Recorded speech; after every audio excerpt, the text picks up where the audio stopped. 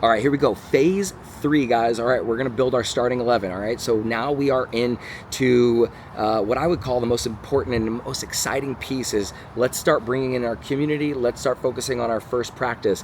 I call this a starting 11. Starting 11 is obviously your players on the field. As a pro soccer player, it's the best players. It's the people that are going to show up. They're going to play their best.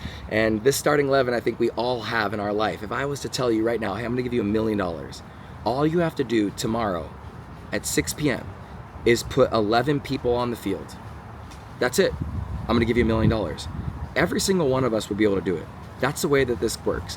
You're gonna have everybody go get their starting 11, their mom, their brother, their girlfriend, their significant other, their 2 best friends, their 2 girlfriends, you know, their neighbor. They're gonna put them in the car, they're gonna bring them to the facility.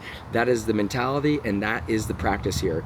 The captains are going to build their own starting 11 for themselves. Okay, they're going to work together. All 2 or 4 of them are going to put every one of their family and friends into a group chat. Yes, a group chat. You can use IG, you can use WhatsApp, you can use Slack. I would not recommend do text messages because somebody doesn't have an iPhone and then all of a sudden you got those green bubbles popping off. You don't want that. You also want it in a neutral spot that is unique.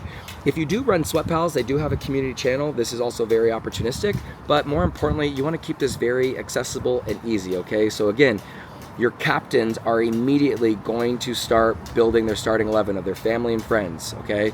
The idea around this is that we want them to bring their family and friends into a trial class to get a free class so that they can download the technology, they can sign up for an experience, and we can run our first play, right? And so again, every one of us needs to have that idea. And if you have 4 captains, I mean, you should have 40 people, right? But really, we only need 15 for our first experience. So the more important thing here is the action and the activity of making sure that we get that starting 11 done and making sure that we get our first group on the field. You have 1 week for this activity, make it happen.